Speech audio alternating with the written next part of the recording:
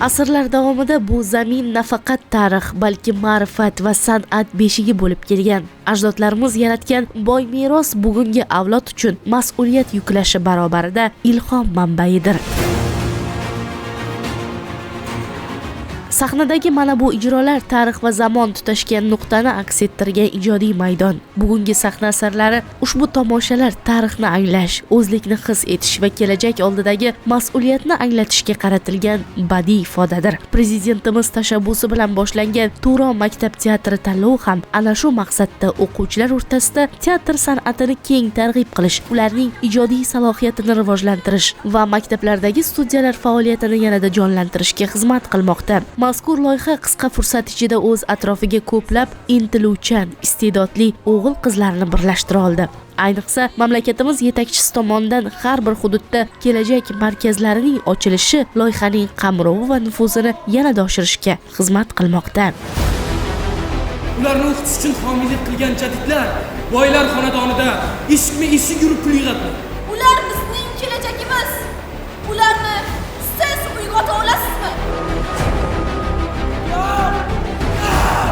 Ushbu loyiha orqali o'quvchilar nafaqat sahnada o'zini sinab ko'rish, balki aktyorlik mahoratini oshirish, obraz yaratish sirlarini o'rganish imkoniga ega bo'lmoqdalar. Teatr san'ati esa o'z navbatida ularda nutq madaniyatini yuksaltirib, erkin fikrlash, jamoa bilan ishlash va mas'uliyat hissini shakllantiradi. Shu jihatdan Turon maktab teatri tanlovi yoshlarni har tomonlama kamol topishiga xizmat qilayotgan muhim ijodiy maydon hisoblanadi. Bu gal esa hududiy saralash bahslaridan hikoya qilamiz. Bizning ilk manzilimiz Buxoro viloyati. Raqamlar esa manzildagi yoshlarni tanlovga bo'lgan ishtiyoqi ortib borayotganligini ko'rsatadi.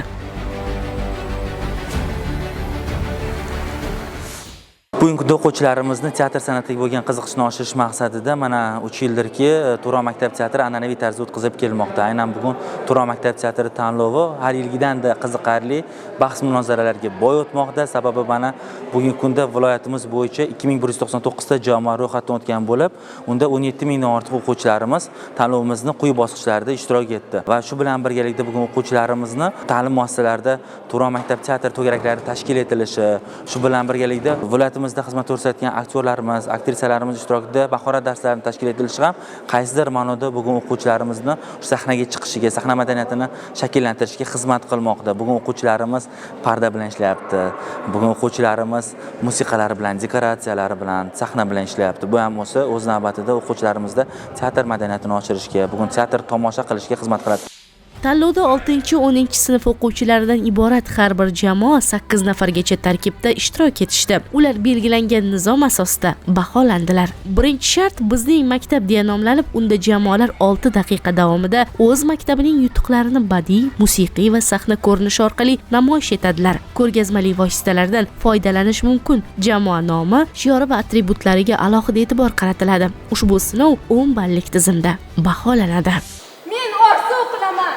Katta inson bo'lishni, Vatanimga xizmat qilishni, yurtim nomini dunyoga tanitishni. Bu orzular qayerdan boshlanadi?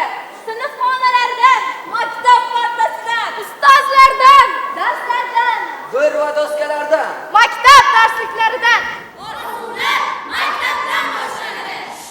Turon maktab teatri tanlovining o'ziga xos muhim jihatlaridan biri bu katta shaharlarda emas, balki eng chekka hududdagi maktab o'quvchilarini ham qamrab olishidadir. Bu esa o'z navbatida ilgari o'z iqtidorini namoyon qilish imkoniyatiga ega bo'lmagan yoshlar uchun ayni muddao. Chekka qishloqlardagi imkoniyati cheklangan iqtidorli o'quvchilar ham ayni tanlov sabab sahnaga chiqib, o'z mahoratini namoyon etish imkoniga ega bo'layotgani esa uning yana bir yutug'i aslida.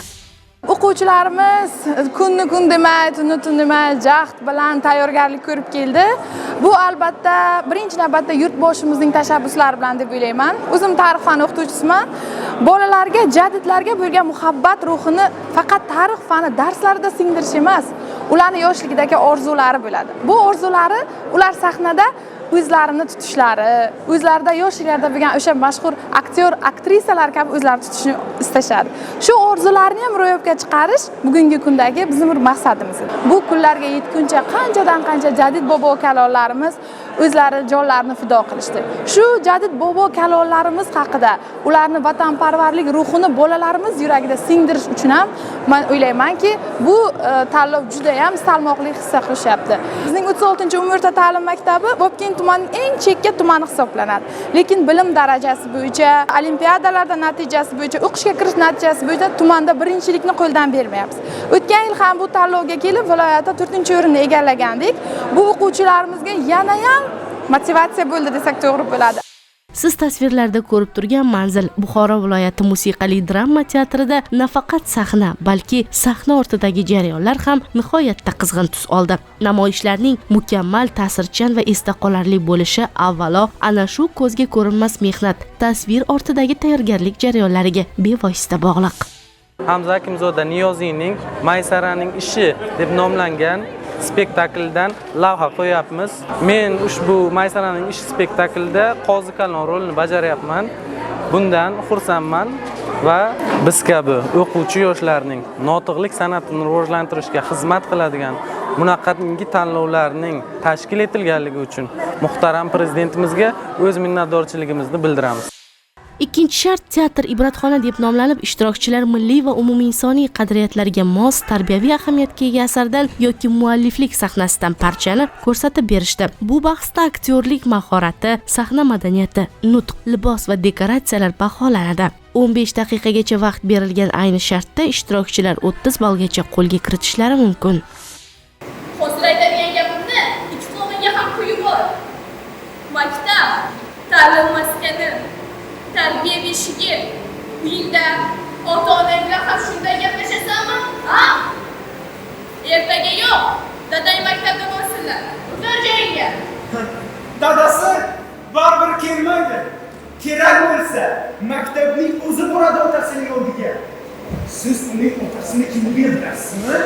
Prezidentimiz tashabbusi bilan tashkil etilgan bu tanlovda biz o'z jamoamiz bilan ishtirok etyapmiz. O'tgan yilda esa ishtirok etganimizda biz ozgina tajribasizligimiz tufayli 4-o'rinni egallagan edik. Ammo bu safar shiddatli tayyorlanib keldik. Hozir ikkinchi shartda biz farg'onalik buyuk jadidimiz Isoxon To'ra Ibratning hayoti va ijodini sahnalashtiramiz. Jondorlik yoshlar Javlon Jovliyevning Qo'rqma asariga murojaat qilib, asarning kulminatsion nuqtasidan parcha namoyish etishdi. Jamoa bir sahnada ikki xil davrni mujassamlashtirishga harakat qilgandilar. Ularning bu ijrosida bir tomonda jamiyat tafakkurini yuksaltirish, millat farzandlarining ma'rifatli va ziyoli bo'lishi uchun ilm yo'lida kurashgan jadidlar obrazi aks ettirilgan bo'lsa, ikkinchi tomonda esa vaqt qadrini anglamay, xoyu-havasga berilib, bebaho damlarini boy berayotgan bugunning ayrim yoshlari qiyoslab ko'rsatildi.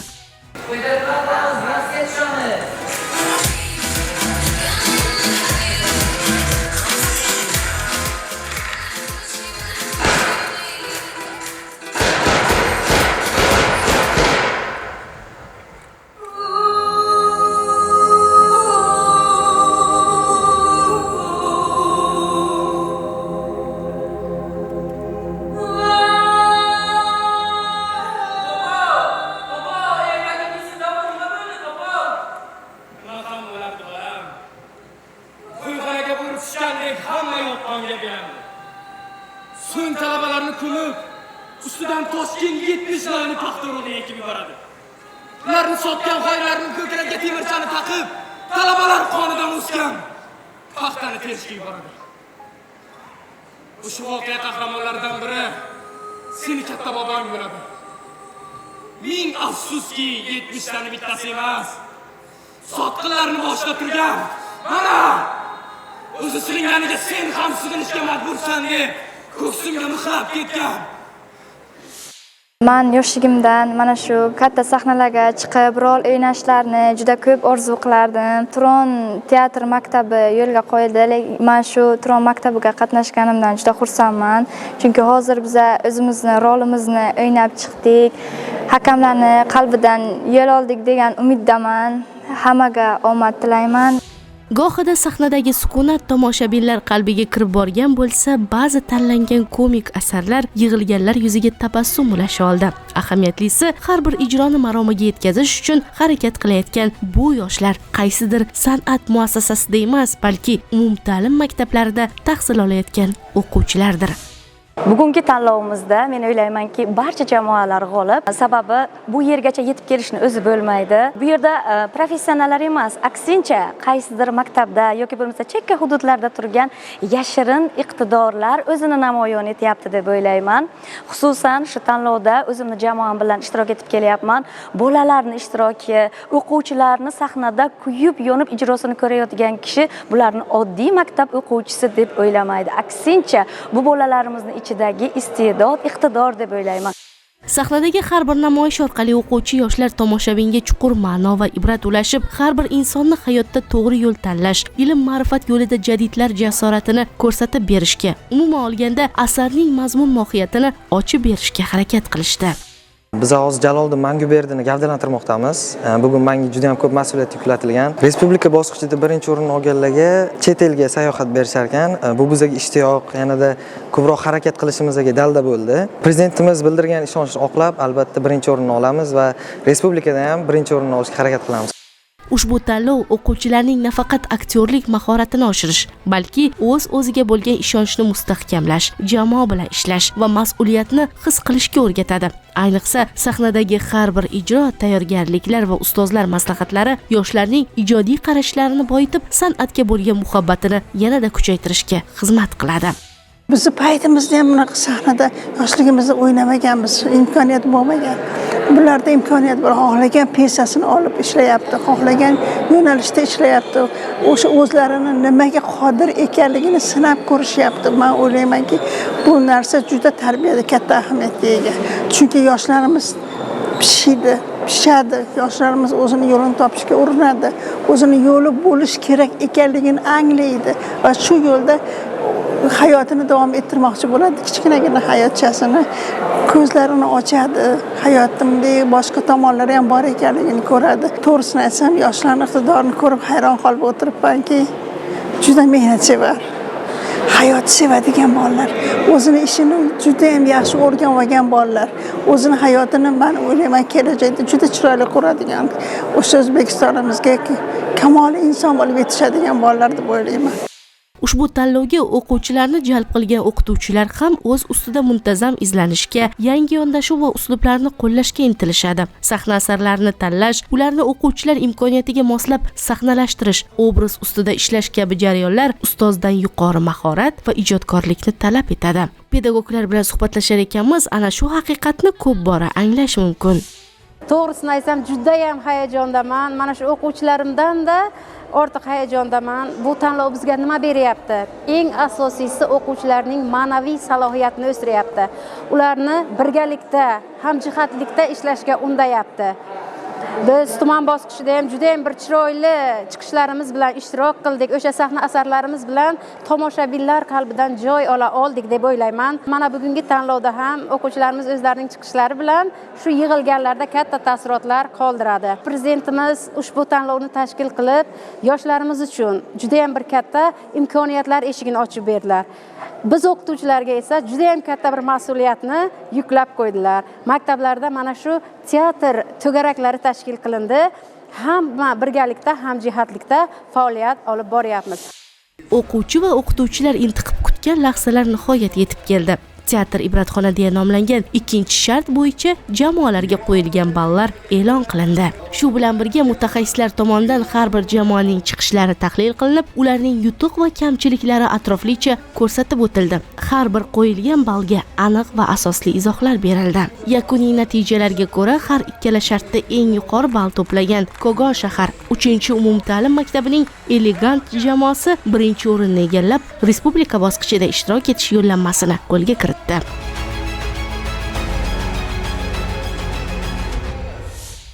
Mana biz bugun jamoamiz bilan juda ham xursandmiz. Chunki bir necha yildan buyon orzu qilib kutgan kunimizga erishdik.